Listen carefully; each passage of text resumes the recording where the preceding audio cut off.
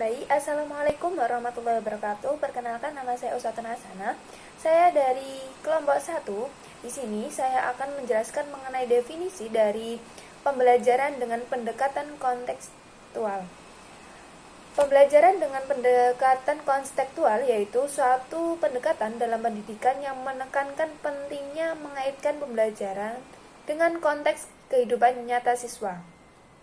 Dalam pendekatan ini, materi pembelajaran disajikan berdasarkan cara yang relevan dengan situasi, pengalaman, dan kebutuhan siswa sehingga memungkinkan mereka untuk memahami, mengaitkan, dan menerapkan pengetahuan dalam kehidupan sehari-hari. Baik, selanjutnya ada peran kolaborasi dan efektivitas komunikasi. Nah, yang pertama adalah peningkatan produktivitas. Kolaborasi dan komunikasi yang efektif memungkinkan anggota tim atau individu untuk bekerja sama dengan lebih efisien. Mereka dapat berbagi informasi, memecahkan masalah bersama-sama, dan menghindari tumpang tindih atau duplikasi pekerjaan. Dengan begitu, produktivitas secara keseluruhan dapat meningkat. Selanjutnya ada meningkatkan kreativitas dan inovasi. Nah, kolaborasi yang baik memungkinkan berbagai ide dan perspektif untuk disatukan. Dalam suasana yang terbuka dan inklusif, individu dapat berbagai gagasan yang unik dan menghasilkan solusi yang lebih inovatif. Selanjutnya adalah memperkuat hubungan interpersonal. Nah, kolaborasi yang baik membangun hubungan tim yang kuat dan saling percaya. Dalam konteks ini, komunikasi yang efektif membantu memperkuat hubungan interpersonal antara anggota tim atau individu. Selanjutnya ada mengurangi konflik. Nah, komunikasi yang buruk atau kurang jelas seringkali menjadi akar konflik. Kolaborasi yang baik membutuhkan komunikasi yang terbuka, jujur, dan proaktif. Dengan komunikasi yang baik, kesalahpahaman dapat dihindari dan perbedaan pendapat dapat diselesaikan dengan cara yang konstruktif. Saya akan memberikan contoh implementasi nyata dari materi ekonomi tentang permintaan dan penawaran. Misalnya, kasus kenaikan harga cabai di pasar tradisional. Siswa bisa melakukan survei sederhana, entah langsung ke pasar atau cari data harga dari berita. Setelah itu, mereka diskusi kelompok membahas kenapa harga cabai bisa naik. Dari data tadi, mereka lalu bikin kurva permintaan dan penawaran.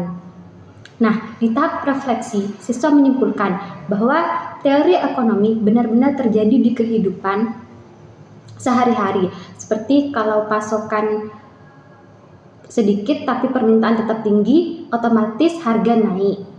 Untuk penilaiannya, siswa diminta bikin infografis tentang faktor-faktor yang mempengaruhi harga kebutuhan pokok, biar lebih kreatif dan mudah dipahami. Kalau kita bicara tentang pembelajaran kontekstual, teknologi itu sebenarnya bisa jadi pendukung yang sangat penting.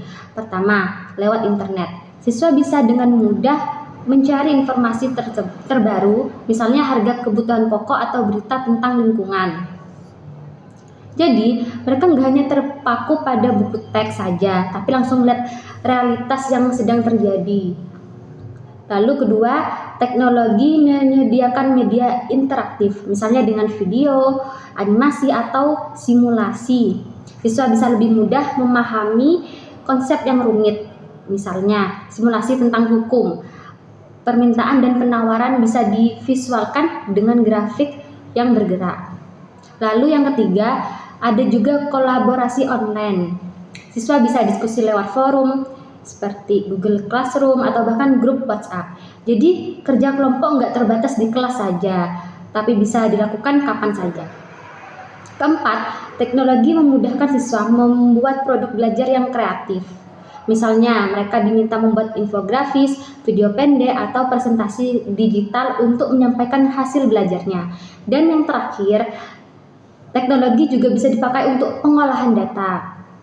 Misalnya, siswa mengisi survei online, terus lalu hasilnya diolah dengan Excel atau aplikasi statistik sederhana.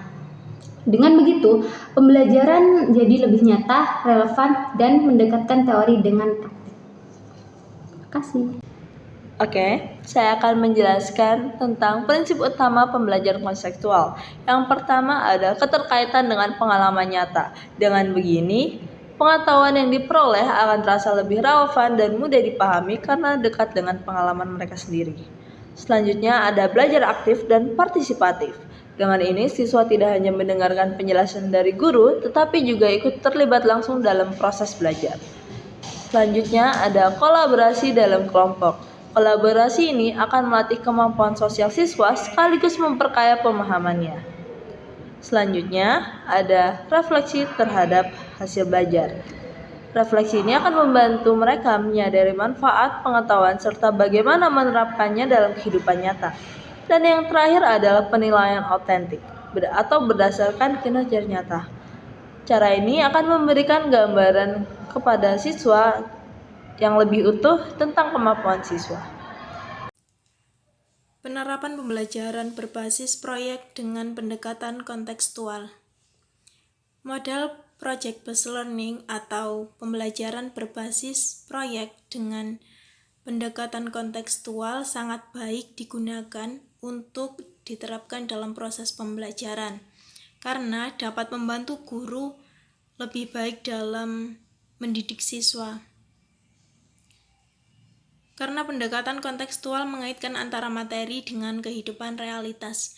Dengan metode pendekatan kontekstual ini, guru maupun siswa akan lebih mudah memahami suatu materi.